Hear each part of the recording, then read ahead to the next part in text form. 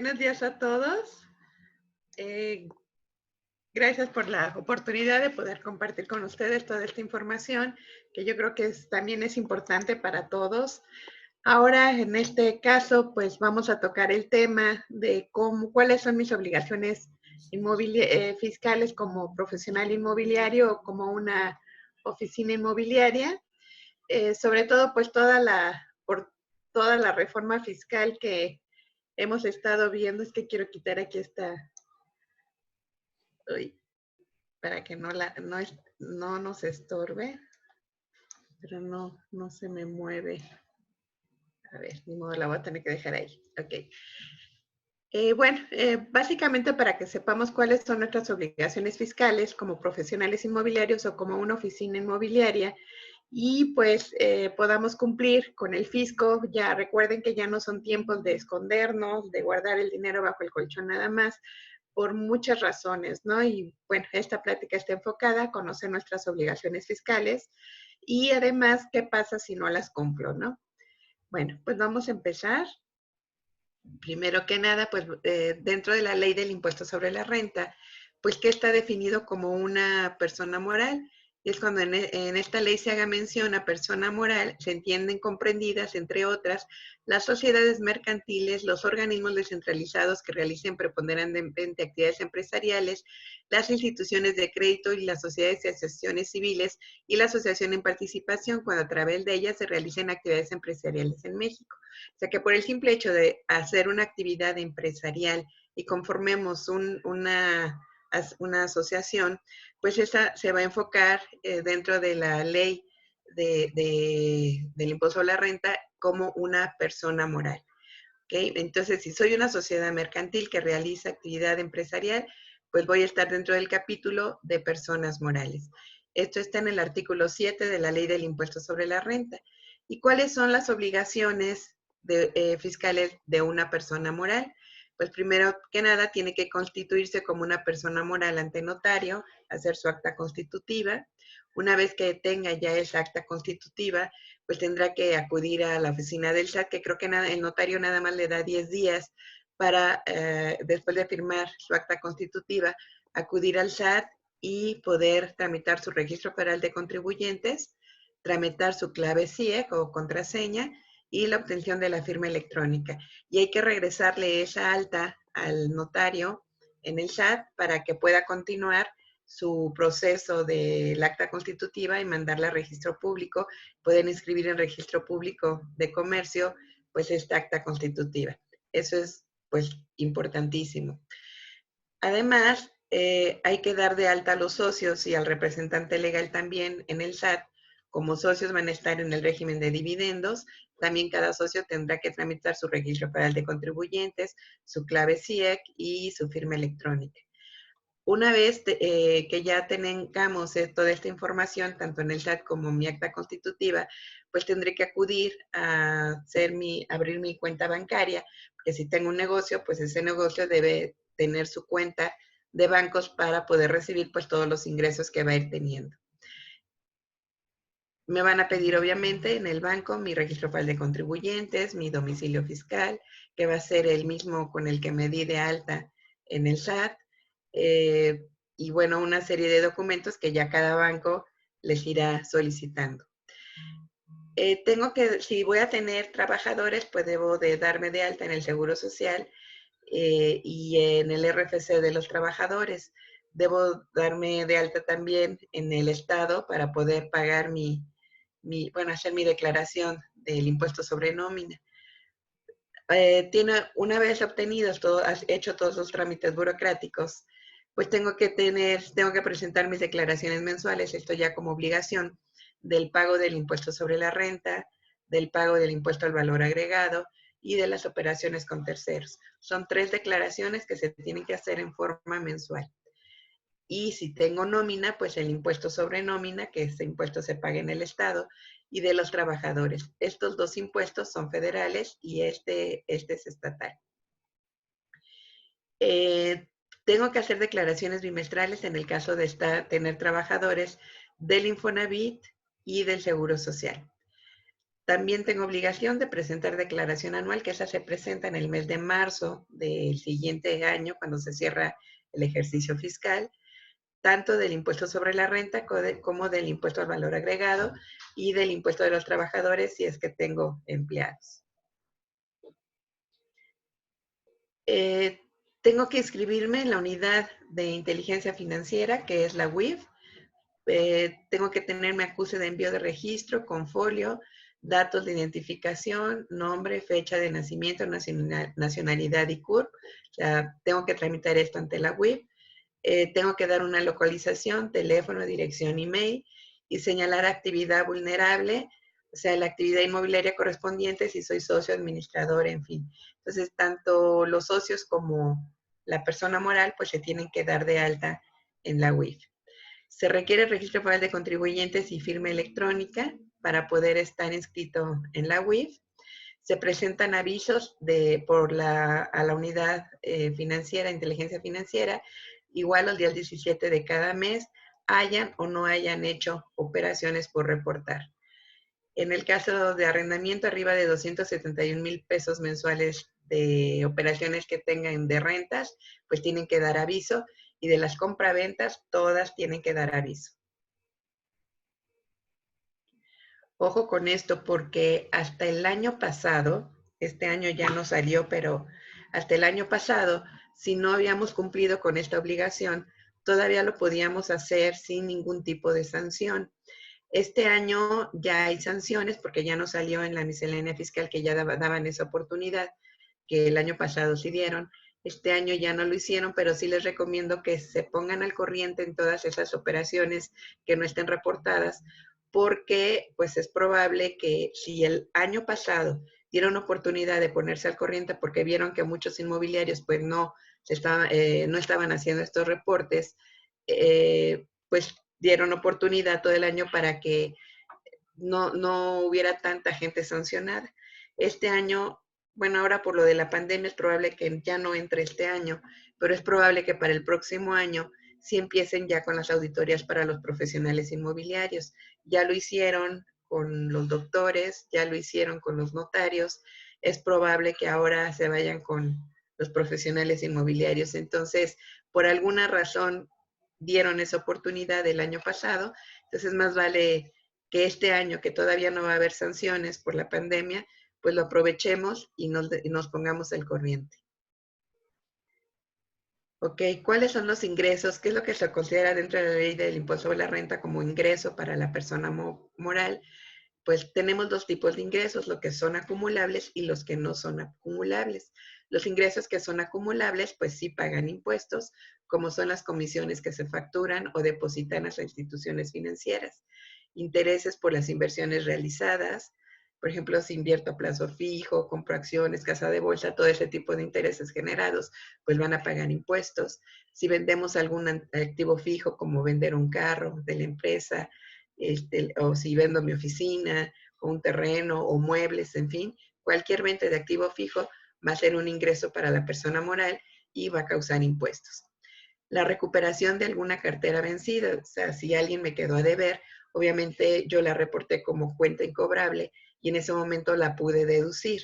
Pero si en algún momento de mi historia económica me lo pagan, aunque yo ya lo haya deducido como una cuenta incobrable, pero resulta que siempre sí me la pagaron, pues obviamente esa recuperación de esa cartera vencida se va a volver gravable y voy a tener que pagar impuestos.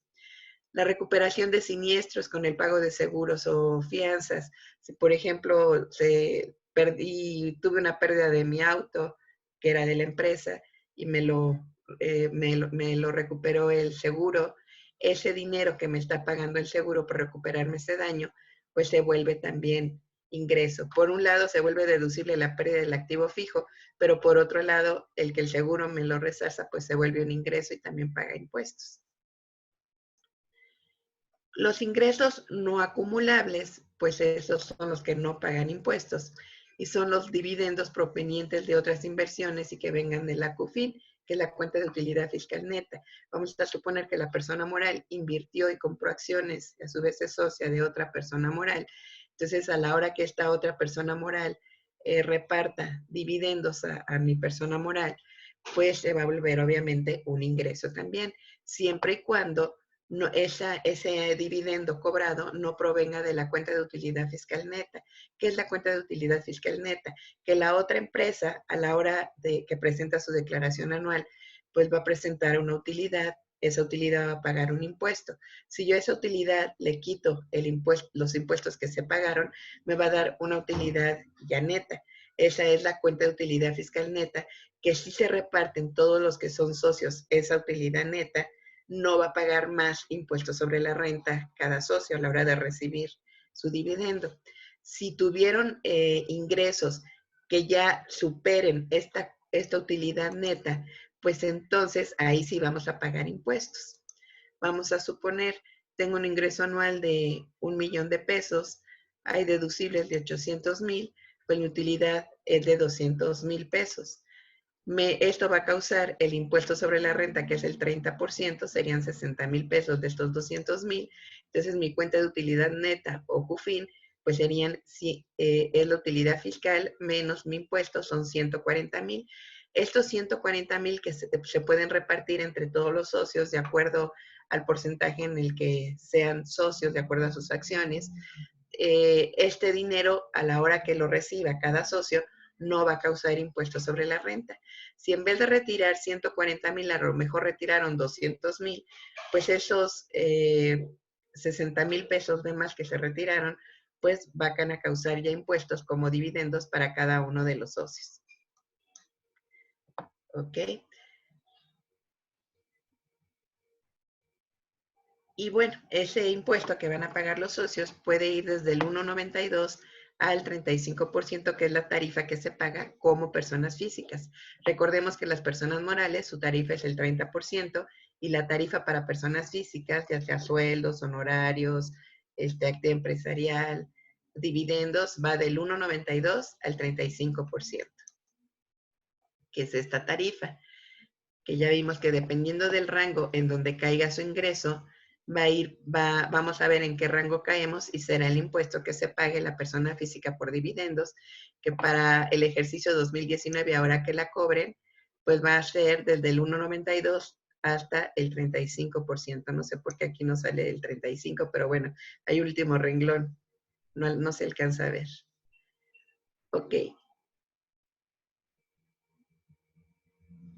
Otros ingresos no acumulables, pues es los aumentos de capital en efectivo hasta 600,000 pesos. Si los socios quieren incrementar su capital y aportan pues dinero, ese dinero pues de preferencia que no sea en efectivo, sino que sea con transferencia o depósito, porque si es en efectivo debe ser a máximo 600,000 pesos, porque lo que exceda de estos 600,000 pesos, si lo depositan en efectivo, pues va a causar impuestos sobre la renta para la persona moral.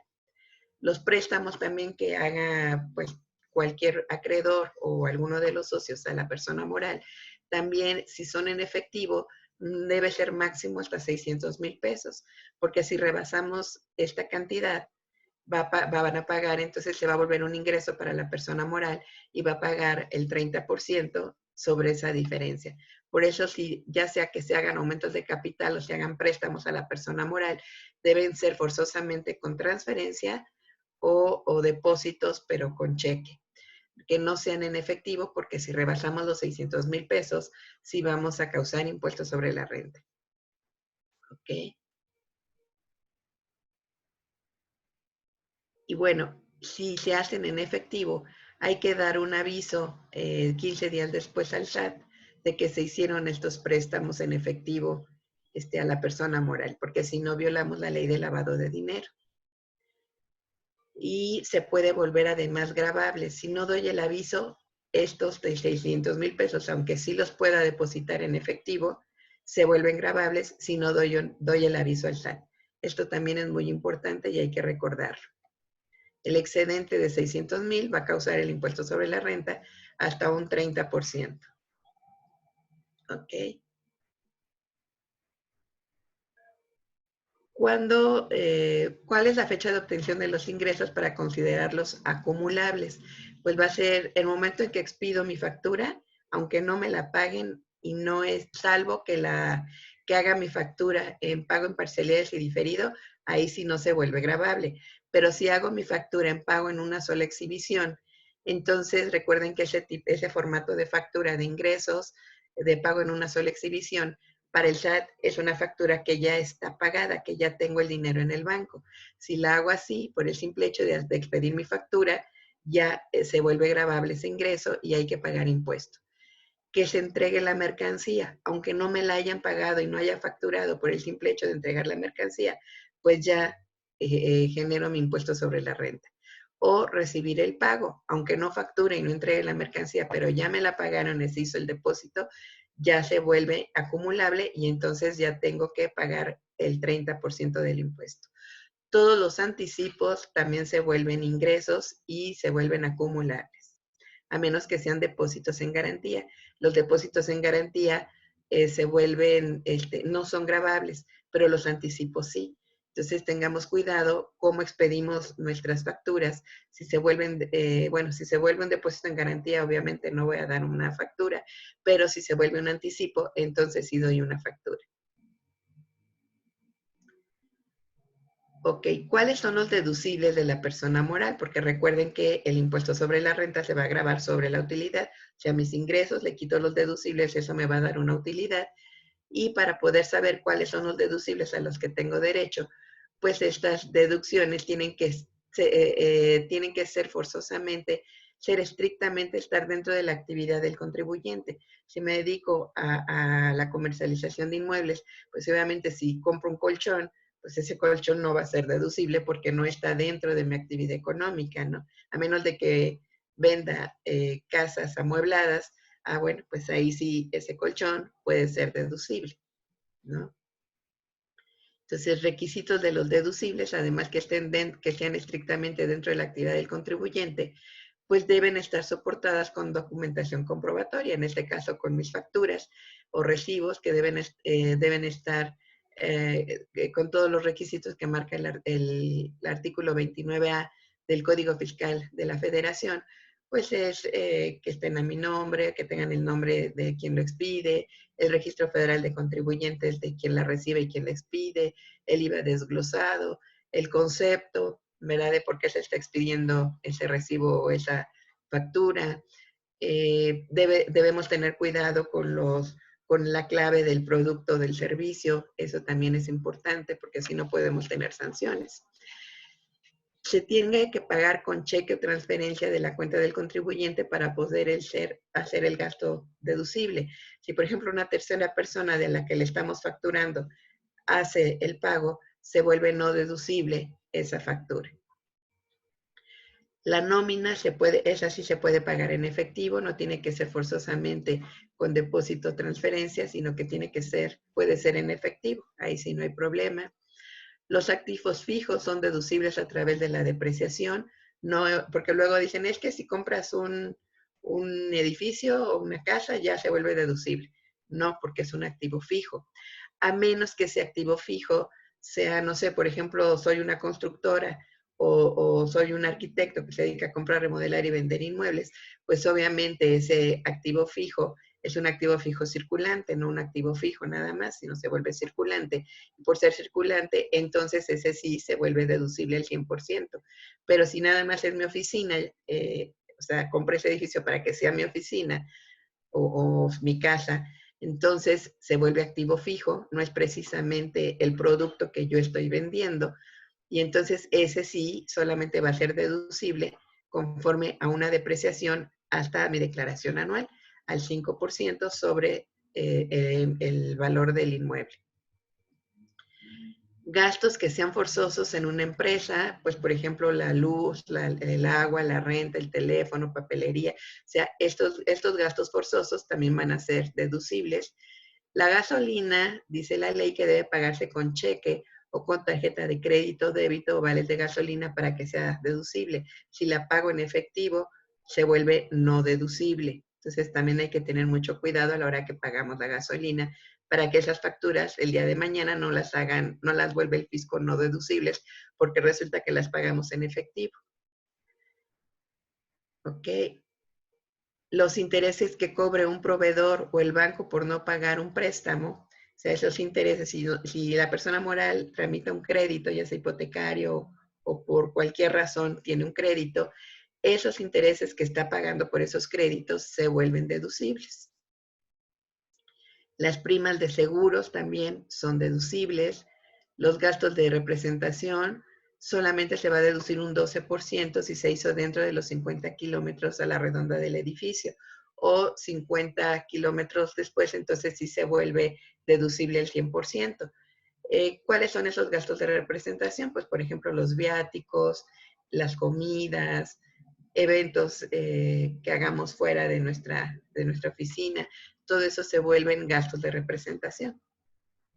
El ir a lo mejor invitar a nuestros clientes a una comida o algún evento, esos son gastos de representación, pero solamente si están dentro de los 50 kilómetros alrededor de mi oficina, solamente voy a poder deducir el 12%, pero si son gastos que están fuera de los 50 kilómetros de ese diámetro de mi oficina, entonces ya se vuelven deducibles al 100%. Por ejemplo, si mi oficina está en el Estado de México, todo lo que haga en la Ciudad de México va a ser deducible. Esa es la ventaja de estar o al revés, ¿verdad? Es la ventaja de estar en la zona metropolitana. Las inversiones en equipo o maquinaria, pues también se vuelven deducibles. O sea, mis computadoras, máquinas de escribir, copiadoras, todo los consumibles de equipo de cómputo, qué sé yo, papelería, todo eso se vuelve deducible. Y eso sí es al 100%. Los obsequios de fin de año solo si se hacen a los clientes, regalos a los trabajadores como rifas o si se les da a todos los, siempre y cuando se les dé a todos los empleados, ¿verdad? Cualquier tipo de prestación que se le dé a los empleados también se vuelve deducible. Asistencias técnicas de abogados, contadores, técnicos, con la de condición de que sea pagada con cheque o transferencia y obviamente debo tener mi factura de todos estos gastos. ¿Cómo voy a calcular el impuesto sobre la renta entonces? A mis ingresos le voy a quitar todas estas deducciones que ya vimos que están autorizadas por la ley. Eso me va a dar mi utilidad fiscal. A esta utilidad fiscal le voy a quitar las pérdidas de ejercicios anteriores. O sea, si el año pasado yo tuve una pérdida, la puedo disminuir de mi utilidad fiscal. Y eso me va a dar el resultado fiscal. Y sobre este resultado fiscal lo voy a multiplicar al 30%, que esa es la tarifa de la persona moral, y ese va a ser el impuesto sobre la renta del año que voy a pagar. Para calcular el impuesto sobre la renta por una declaración mensual, en vez de ser el 30%, tengo que calcular mi coeficiente de utilidad. ¿Qué es mi coeficiente de utilidad? A esta utilidad que saqué ya no en el año, sino en el mes, la voy a, bueno, más bien, mi utilidad, la utilidad, ya me hice bolas, perdón. Ya me está afectando aquí toda la cuarentena, perdón. O sea, para poder calcular mi coeficiente de utilidad en mi declaración anual, este impuesto sobre la renta que saco del periodo, lo voy a dividir entre mi resultado fiscal y eso me va a dar un porcentaje. Ese es mi coeficiente de utilidad, de mi utilidad. Y entonces, en mi declaración del mes, o sea, del pago provisional, en vez de multiplicar aquí por el 30%, voy a multiplicar por mi coeficiente de utilidad. Ese coeficiente hay que cuidarlo mucho en mi declaración anual. ¿Por qué? Porque de pronto ya tuve un caso de una empresa que por no cuidarlo dio un coeficiente de utilidad como del 50%. Imagínense que yo tenga que pagar el 50% de mis impuestos cada mes. Obviamente al hacer mi declaración anual, como la tarifa es del 30, ya hasta rebasé la tarifa, hago mi declaración anual con el 30%, como mensualmente estuve pagando el 50%, pues voy a tener impuesto pagado de más y lo voy a poder pedir devolución. Pero imagínense qué descapitalización de mi empresa si voy a estar pagando el 50% de impuestos, se me hace la locura. Entonces, es muy importante que el contador esté revisando mes con mes cómo se va comportando ese coeficiente de utilidad, que aunque se saca en forma anual, pero mes a mes irlo sacando, un promedio de lo que llevo acumulado durante todos mis meses, para que yo vaya viendo cómo se van comportando pues mi utilidad, porque no vaya a ser que ya se cierre el ejercicio, resulta que tengo mucha utilidad y entonces sí mi coeficiente va a ser altísimo. Entonces hay que conseguir, es muy importante cuidar nuestras deducciones. Para una persona moral es básica las deducciones. Busquémoslas, ya vimos cuáles son. Por todo pidamos factura, no dejemos, no por no pagar el IVA, dejemos de pedir nuestras facturas, chequemos todo lo que sí es deducible dentro de nuestro giro a lo que nos dedicamos, porque de verdad cuidar ese coeficiente de utilidad es muy, muy importante. Ok, una vez que obtengo mi impuesto sobre la renta del periodo, entonces sí le voy a deducir los pagos provisionales que pagué durante todos los meses. Y ese va a ser el impuesto sobre la renta a cargo o que a lo mejor resulte con impuesto a favor. Como en el caso de que a lo mejor aquí estuve pagando el 50%, pues obviamente al quitar los pagos provisionales a la hora de calcular mi impuesto anual, pues voy a resultar con un impuesto a favor que sí puedo pedir devolución. Ok, recordemos que la cuenta de utilidad fiscal neta, pues es este resultado fiscal, o sea, este resultado, menos el impuesto, pues ese va a ser mi CUFIN, para que ese sea el que se reparta entre los socios sin necesidad de pagar más impuestos. Ok, eso es en cuanto a la persona moral. En el caso de los asociados a la persona moral, o bueno, todos nuestros asesores, que ya se puede decir que ya son profesionales inmobiliarios, aunque trabajemos en la franquicia, pero ahora también tenemos que pagar como trabajadores o como comisionistas, tenemos que pagar ya nuestros impuestos. Entonces, ¿cómo nos vamos a dar de alta siendo asesores? Pues tenemos que estar dentro de la actividad empresarial en este régimen, persona física en el régimen de actividad empresarial, que es el régimen fiscal, pues que va a estar, que nos corresponde por dedicarnos a esta actividad. Esto está del artículo 100 al artículo 110 de la Ley del Impuesto sobre la Renta. Y son todas las personas físicas que se dediquen a realizar actividades comerciales, pues son todos los que se dedican, los que van a estar en este régimen de actividad empresarial. Y por dedicarnos a la intermediación mercantil, pues lo que estamos cobrando pues son comisiones, por lo tanto caemos en este régimen. ¿Cuáles son las obligaciones fiscales de una actividad empresarial? Pues primero que nada, pues igual que la persona moral, pues hay que ir y darnos de alta en el SAT, ¿verdad? En la Administración Tributaria, para obtener el Registro Federal de Contribuyentes, tramitar también nuestra contraseña o clave CIEC, ¿verdad? Y también obtener nuestra firma electrónica. Recuerden que la firma electrónica es cuando nos sacan fotos del iris, nos van a tomar nuestras huellas digitales de los 10 dedos, en fin. Y ya nos darán en una USB 3 archivitos que nos van a grabar ahí. Termina en formato key.org y ¿cuál es el i.rec? ¿Ok? Entonces son los 3 archivitos que nos van a dar y aparte una contraseña para poder tener acceso a la firma electrónica y aparte esta otra contraseña. O sea, vamos a estar muy protegidos porque estas contraseñas o firma electrónica pues es nuestra entrada al portal del SAT y cuidemos mucho esta información tanto como persona moral como persona física, por si llega a caer en malas manos, pues cualquiera podría tener acceso a todas nuestras declaraciones, pago de impuestos, cambiar nuestra información fiscal y pues imagínense qué grave podría ser eso.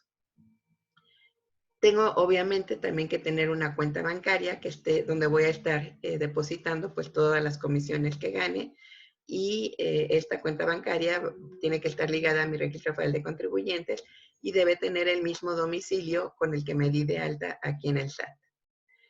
Si me tengo que dar de alta en el IMSS y yo a mi vez como persona física en acta empresarial también tengo trabajadores, a lo mejor, bueno, pues sí trabajo en una franquicia, pero yo también tengo mi secretaria o tengo a mi office boy que me ayuda a ir a colgar los anuncios, qué sé yo, pues los contrato por nómina a lo mejor, tengo trabajadores, pues también me tendré que dar de alta, aunque sea persona física en acta empresarial, tengo que darme de alta en el IMSS como patrón y tramitar el registro federal de contribuyentes de mis trabajadores. Tengo que presentar declaraciones mensuales, igual que la persona moral, de pagos provisionales del impuesto sobre la renta, del impuesto al valor agregado y de operaciones con terceros. Esta declaración de operaciones con terceros, pues no es otra cosa más que una relación de todos los gastos que hice y que pagué IVA. Ahí voy a dar la información pues del RFC de la persona, de mi proveedor o de la persona que me dio algún tipo de servicio, su nombre y su registro federal de contribuyentes, el importe que le pagué y el IVA desglosado. Si tengo empleados, pues el impuesto sobre nómina que también hay que pagar y de los trabajadores del Seguro Social. Tengo que presentar, si tengo trabajadores, pues mis declaraciones bimestrales del Infonavit, del Seguro Social, y también tengo que presentar mi declaración anual del impuesto sobre la renta, del impuesto al valor agregado y de los trabajadores. ¿Cómo voy a calcular mi impuesto sobre la renta? Vamos a ver un ejemplo. Tengo un ingreso anual de 1,000,000 de pesos, tengo deducibles anuales de 800,000 y tengo mi utilidad fiscal de 200,000. En este caso, a los 200,000, que es la utilidad, tengo que buscarla en mi tarifa que vimos hace rato, en dónde caigo, en qué límite, porque aquí sí la tarifa va del 1,92 al 35%. Me voy a regresar a la tarifa para que nos entendamos un poquito.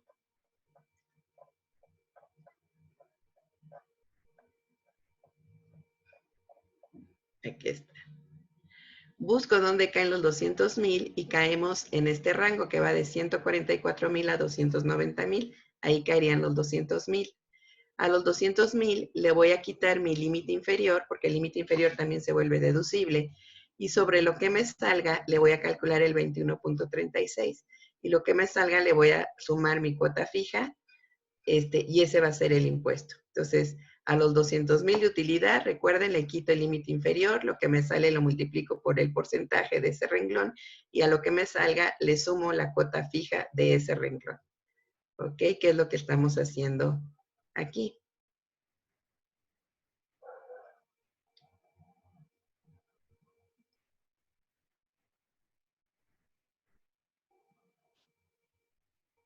Ok, entonces a estos 200,000 le quito los 144,119, que era, recordemos, era el límite inferior. Eso me da 55,880,76. Y esto que me sale lo multiplico por el 21.36, que es el porcentaje de ese renglón. Y a esos 11,936 le sumo la cuota fija, que son los 15,262,49. Y eso me da mi impuesto sobre la renta de 27,198,62. Este cálculo es para la declaración anual, porque lo que vimos fue la tarifa anual, ¿ok? Pero es lo mismo en forma mensual. Nada más que ahí cambiaríamos por la tarifa mensual, porque para las personas físicas son tarifas por cada mes, pero el mismo procedimiento, son igualitos. Lo único que va variando es el rango, ¿ok? Dentro de la actividad empresarial tenemos un como submodulito de la actividad empresarial que se llama régimen de incorporación fiscal.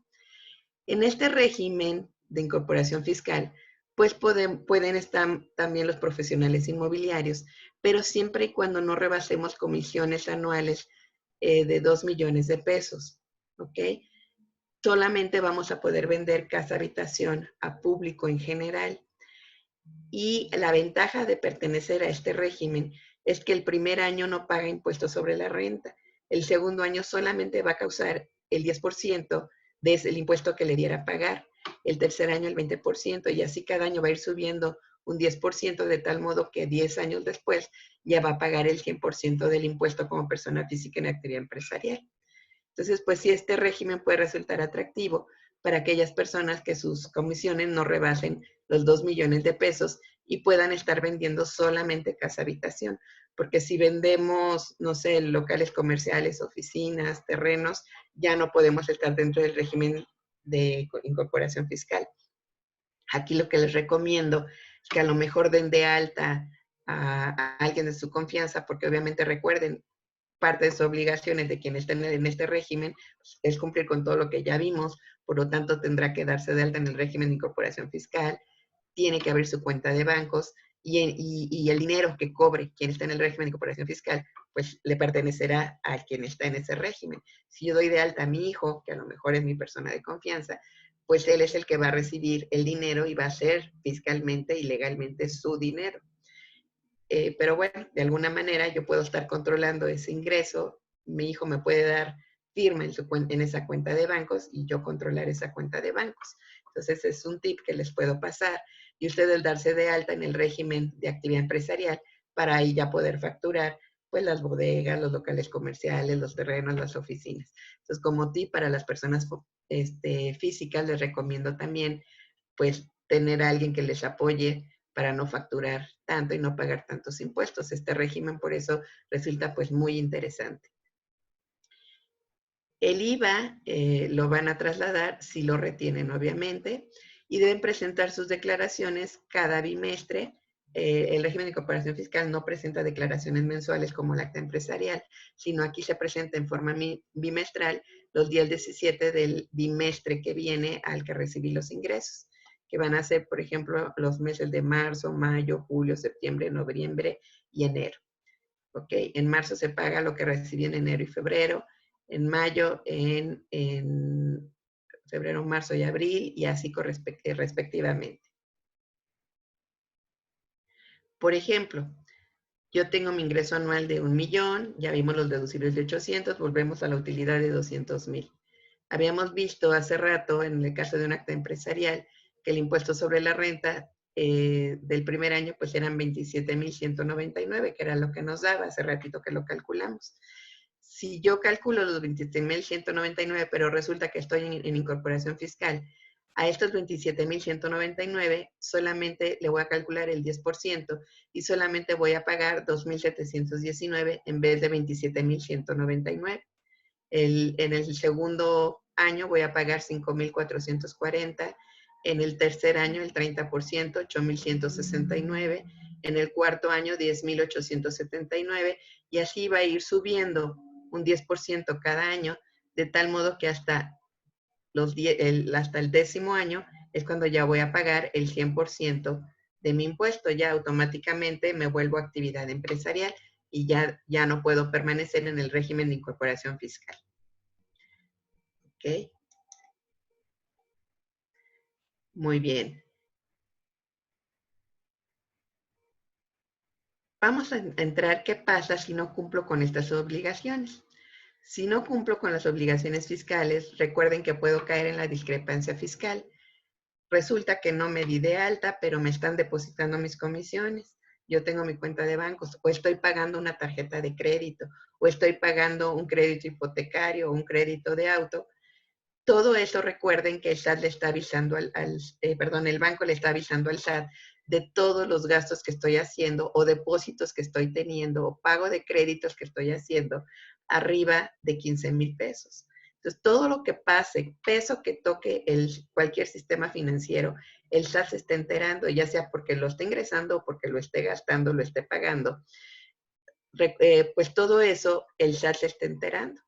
Y si no estoy dado de alta en ningún régimen y estoy pagando impuestos, porque pues se supone que si estoy pagando algo o estoy depositando algo, porque estoy teniendo de algún lado algún tipo de ingreso, a lo mejor estoy en nómina, o estoy en honorarios, o estoy en acta empresarial, o estoy recibiendo intereses, qué sé yo, pero de algún lado está saliendo ese dinero. Por lo tanto, si no lo estoy declarando, para el fisco, todos esos pagos o gastos que estoy haciendo, porque están saliendo de algún lado ese dinero para poder pagar, pues se está volviendo un ingreso para mí. Esto está regulado en el artículo 91 de la Ley del Impuesto sobre la Renta. Y al volverse un ingreso, pues entonces causa impuesto sobre la renta. Entonces me va a llegar un requerimiento y si ni siquiera tenía yo RFC, en ese requerimiento me va a informar el SAT de cuál es ahora mi RFC. Solita me va a dar de alta porque tiene toda la información del sistema financiero, de las cuentas de bancos en la que estamos o de los créditos que tenemos. Toda esa información le llega al SAT. Entonces el SAT sabe nuestra dirección, sabe nuestro nombre, sabe que en qué estamos gastando, porque también recuerden que por la ley de lavado de dinero sabe si compramos una casa, si compramos un auto, si compramos joyas, si compramos dólares. O sea, todo eso se está informando por la ley de lavado de dinero. Entonces, sabe el SAT que yo estoy teniendo movimientos en el banco. Entonces, me manda un requerimiento y va a decir, te informo que este es tu RFC y me debes, que Banamex me informó que hace 2 o 3 años tú depositaste 100,000 pesos en tu cuenta, por lo tanto, me debes tanto de impuestos con recargos y actualización. Entonces, no caigamos en la discrepancia fiscal, porque sí puede ser un problema. Ok, vamos a ver cuáles son los cambios o cuáles son mis obligaciones del nuevo concepto de domicilio fiscal. Esto está en el artículo 10. Resulta que cuál es la importancia del domicilio fiscal. Si me van a hacer llegar algún requerimiento, el Código Fiscal dice que para que yo pueda ser sancionado por algún problema que tenga con el SAT o que el SAT me haya detectado, pues forzosamente tengo que ser notificado. Y eso pues es a través de un aviso o un requerimiento. Entonces, ese aviso, requerimiento o notificación me tiene que llegar forzosamente a mi domicilio fiscal. Si no me llega, entonces estoy como no notificada y entonces no me hacía acreedora a las sanciones que el SAT me quería imponer, porque no me localizaba. En el Código Fiscal decía que forzosamente me tenían que notificar. Entonces, ¿qué hacía yo antes? Pues, independientemente de que yo había declarado en el SAT un cierto domicilio fiscal, pues iban, me buscaban, no me encontraban, entonces pues yo estaba como desaparecida. Y por eso yo me había cambiado de domicilio, no se lo notificaba al SAT, y entonces el SAT nunca me podía encontrar y nunca me hacía acreedora a ninguna sanción. Pero ahora, a partir de 2010, con la reforma fiscal como ha ido saliendo, dice que todos los domicilios que yo declare en cualquier institución financiera, ya sea porque tramite un crédito, una tarjeta de crédito, o esté haciendo una cuenta de ahorros, o una cuenta a plazo fijo, o en una casa de valores, qué sé yo, todos esos domicilios que declaro en esas cuentas que abro en alguna institución financiera, se le notifica al SAT. Y entonces esos domicilios se vuelven también domicilios fiscales. Y resulta que a esos domicilios también el SAT me puede hacer llegar mis requerimientos o notificaciones por volverse ya, por ley, un domicilio fiscal. Si de todos modos no me encuentran o tengo algún problema con el SAT y tengo algún crédito fiscal que deba, qué sé yo, cualquier problema fiscal que yo tenga, va a hacer que quede sin efecto los certificados de sellos o firmas digitales. Entonces, si yo quiero facturar, pues ya no voy a poder, porque todos mis sellos digitales para poder timbrar mis facturas, pues van a quedar sin efectos, hasta que no me corrija mi situación en el SAT. Resulta que a pesar de que me mandan y me buscan en los domicilios fiscales de los bancos, a las cuentas de bancos que tengo, pues de todos modos no me encuentran. Entonces ya el SAT se cansó de estarme buscando y que no me encuentre y que sí vea que estoy teniendo movimientos financieros en cualquier institución financiera. Entonces dijo, bueno, pues aquí en mi base de datos, de aquí de mis computadoras del SAT, pues te voy a dedicar un espacio, te lo voy a dedicar a ti. Y este espacio en mi base de datos de mis computadoras del SAT, pues te voy a generar un buzón tributario que va a ser como un mail, pero va a ser un mail fiscal, en donde a partir del 30 de junio de 2014, para todas las personas morales, y el 1 de enero de 2015 para todas las personas físicas, pues ya tenemos ese espacio en la base de datos del SAT. Obviamente los que nos hemos dado de alta, ¿no? Entonces tenemos ya nuestro espacio en ese buzón y se llama buzón tributario. Entonces a ese buzón tributario nos van a mandar nuestras notificaciones o requerimientos o avisos y como para el SAT ya está viendo, yo ya estoy viendo que en mi computadora tienes esa notificación, ese requerimiento, para mí ya está notificado. Y si ya está notificado, ya te hiciste acreedor a las sanciones que te estoy imponiendo. Ya no hay de que no te encuentro. Ahora sí ya te encuentro. Es más, ya los domicilios fiscales ya van a desaparecer, ya no les va a importar tanto al SAT.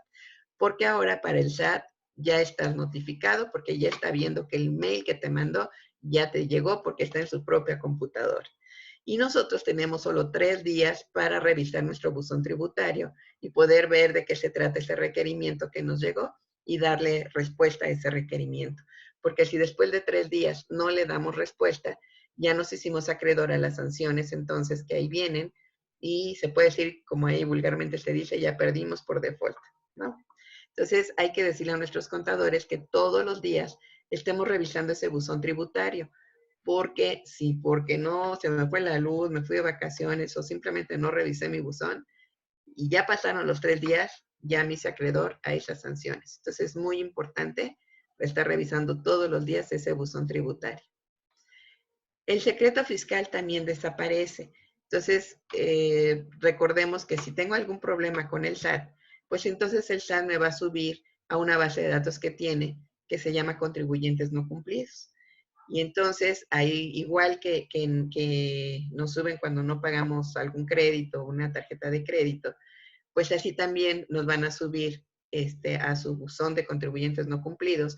Y con el puro registro federal de contribuyentes, es el de acceso público, cualquiera puede entrar. Aquí no es de que tengamos que pedir permiso para poder entrar y revisar, como en el buró de crédito, ¿no? Aquí sí podemos entrar en forma pública con el RFC que queremos buscar o investigar.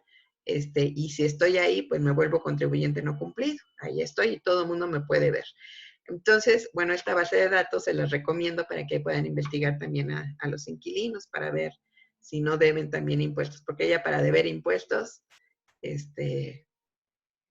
pues es porque no soy muy cumplido, ¿no? Y eso sí ya está grave. Si me atrevo a no pagar impuestos, es porque cualquier otra cosa puedo no pagar, ¿ok? ¿Qué pasa si no pago mis impuestos? Sobre todo lo estoy diciendo porque a partir, recordemos los que vimos la reforma fiscal penal hace un mes, el mes pasado, los que vimos este curso, pues ya sabemos lo que es que a partir de enero de este año, pues se modificó el Código Fiscal y entonces en el artículo 108 se define lo que es la defraudación fiscal, que dice, la omisión total o parcial de alguna contribución a que se refiere el párrafo anterior comprende indistintamente los pagos provisionales o definitivos o el impuesto de los ejercicios en los términos de las disposiciones fiscales. O sea que yo caigo en una defraudación fiscal si no presento una sola contribución, que aquí puede estar incluido incluso el predial, es una contribución, o un solo pago provisional, que en este caso vimos que nuestras obligaciones como persona moral o persona física, sobre todo en acta empresarial, en honorarios, en nómina, en cualquier régimen que esté como persona física, con una sola declaración de pago provisional que no presente, o una sola declaración anual que no presente, que ese es el impuesto del ejercicio, pues voy a caer en el delito de defraudación fiscal. Conste que el delito, ajá, se presume cometido el delito de defraudación fiscal también cuando existan ingresos o recursos que provengan de operaciones con recursos de procedencia ilícita. Entonces, si yo me atrevo a pagar en efectivo al comprar una casa, recuerden que todo esto está limitado, o comprar un carro, cualquier activo fijo, pues todo eso está limitado por la ley de lavado de dinero hasta cierto límite de efectivo. Ok, yo pago 600,000 pesos, compro una casa, pago 600,000 pesos, que es lo que legalmente, de acuerdo a la ley de lavado de dinero, yo puedo pagar en efectivo. Perfecto, ahí no violé la ley de lavado de dinero. Pero a ver, ¿de dónde saqué ese dinero? Si no puedo demostrar de dónde salió ese efectivo, aunque no esté violando la ley de lavado de dinero, pues voy a caer en el delito de defraudación fiscal por no poder demostrar de dónde saqué ese dinero y que ese dinero en efectivo haya pagado impuestos. Si no pago impuestos, son operaciones que vinieron con recursos de procedencia ilícita. Recuerden que los recursos de procedencia ilícita no son aquellos que vengan del narcotráfico, son aquellos que no declaro, que guardo bajo el colchón. Por eso se vuelven recursos de procedencia ilícita, porque no son transparentes para el fisco. Y entonces todo ese efectivo que yo maneje, pues se vuelve recurso de procedencia ilícita y cae y está tipificado dentro del Código Fiscal como una defraudación fiscal.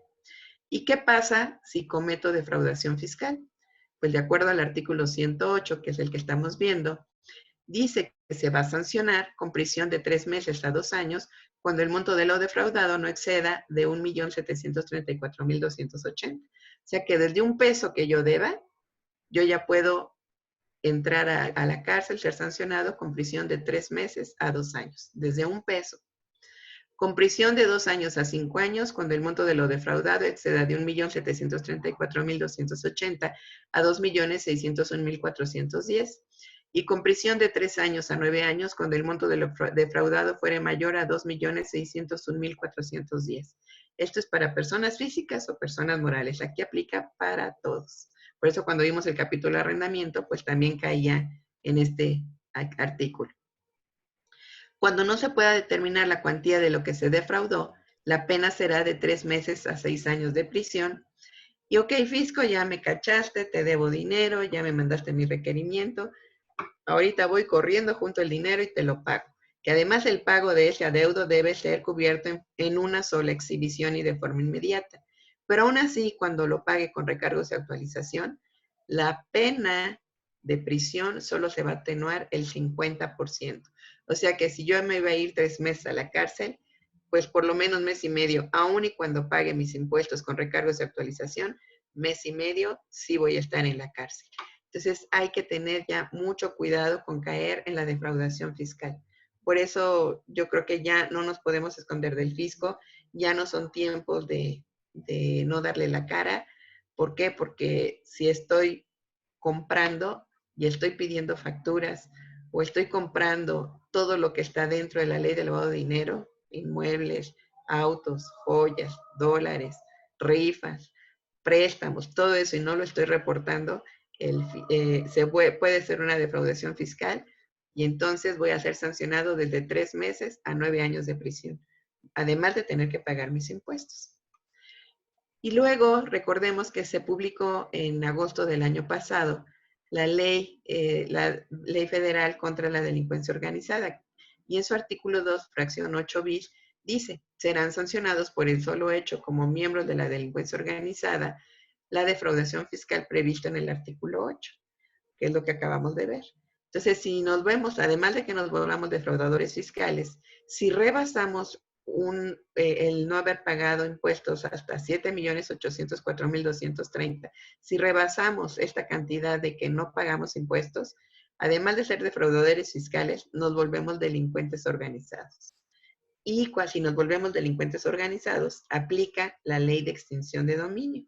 Y en la ley de extinción de dominio, recuerden que no nada más es para inmuebles, también nos pueden quitar, pues sí, nos incautan nuestras cuentas de bancos, nuestras joyas, nuestros activos fijos, o sea, inmuebles, carros, todo activo fijo que tengamos entra dentro de la ley de extinción de dominio.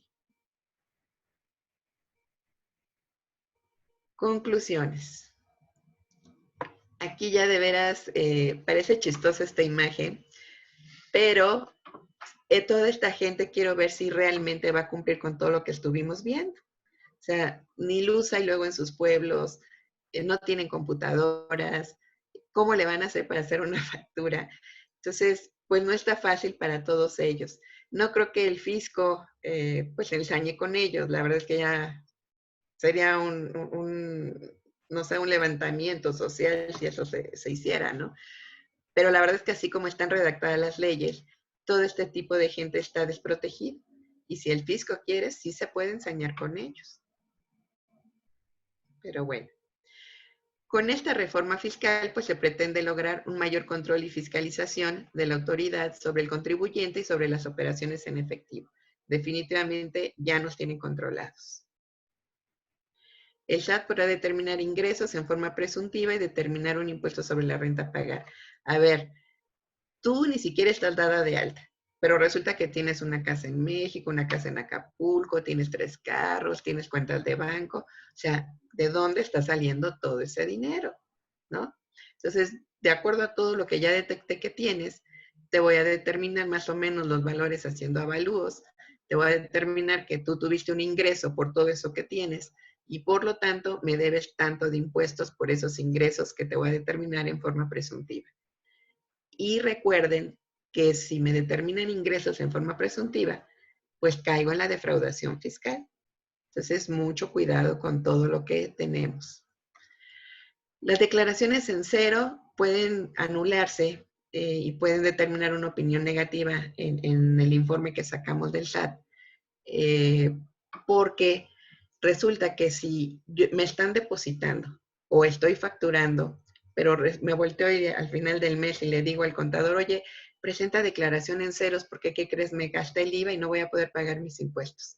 Sí, el contador muy obediente va a presentar declaraciones en ceros.